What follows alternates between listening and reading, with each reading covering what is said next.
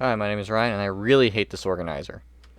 When you put things on it, other things get shoved to the back, you kind of lose everything. It's a little bit too tall, so I can't get at my gloves. So I'm going to replace it with a bunch of these organizers. They're from the dollar store, they're pretty cheap, they're pretty durable, they hold quite a lot, and they have this lip on the sides. So what I want to do is make a rack to hold a bunch of these with a rail that these can just kind of slide on, so I can just pull these out whenever.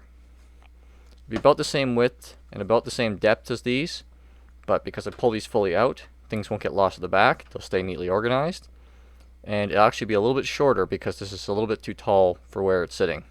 I'm going to make it out of this.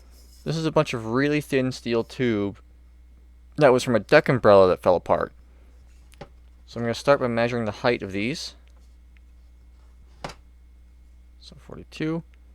And I'm going to intentionally make it a little bit bigger. Let's go with an even 44 millimeters.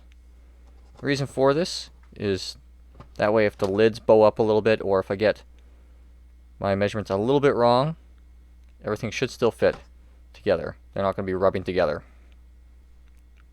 I keep forgetting I have this thing.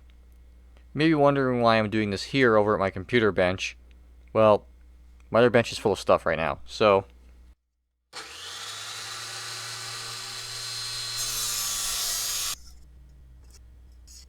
okay, now I have 4 legs and 8 rails, 2 for each side for each organizer. And now I need to drill holes to bolt the rails to the legs. The holes that were already on here are perfect size for these bolts that I have.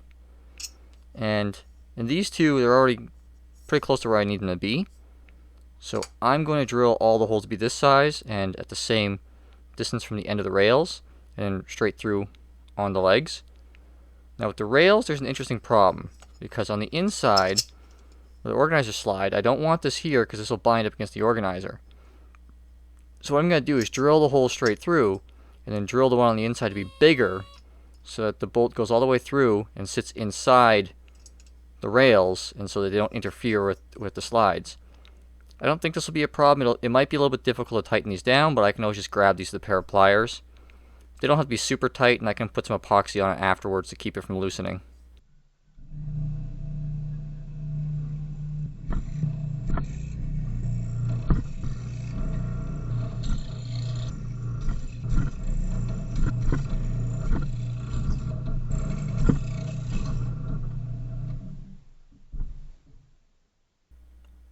Okay, I got everything drilled out, and I got one side bolted together with these little 8mm bolts.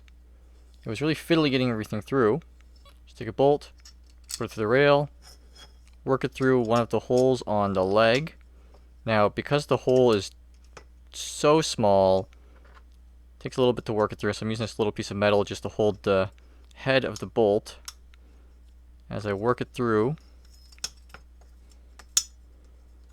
Once there are a few threads through, take a nut, put it on there, and then I can use the nut and a ratcheting wrench to work it through the rest of the way. I leave everything loose until everything's on here, and then I tighten it all up. And then I'm going to apply a little bit of epoxy to each joint just to keep everything from loosening up again. I've got both sides assembled now. I've got a couple organizers in here just to make sure everything lines up, and it lines up pretty good. You might notice that, yeah, there's nothing actually holding the two sides together. So when I'm going to use this aluminum C-channel, I'm going to cut off some pieces and join the posts at the top and at the bottom. And then once I'm done that, I'll put a flat surface on top for me to set my gloves and my little speaker that I use when I'm listening to podcasts. So this tube is just a little bit smaller than these nuts. So what I've been doing is just pushing these nuts into the tops, both, letting the friction hold it in. So you see on there. And I'm going to drill corresponding holes into the aluminum channel here and link them together like so.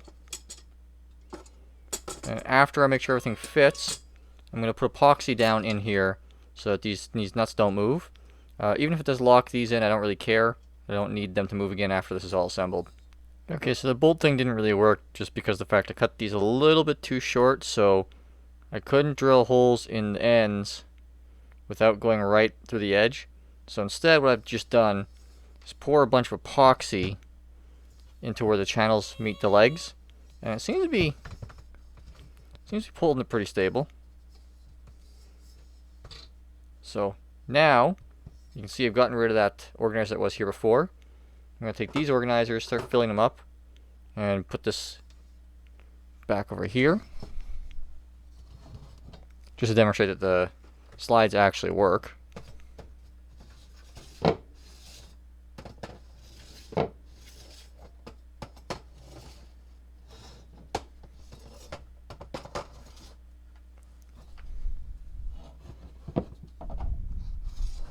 So this worked out pretty well.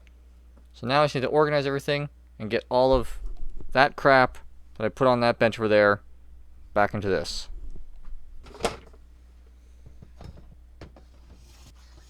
And this should give you some idea. This is what it looks like now. See all the slides work without interfering with each other. I got room at the top for my gloves, and then I'm gonna make a little, just put something here so I can set my speaker there. And yeah, that's it.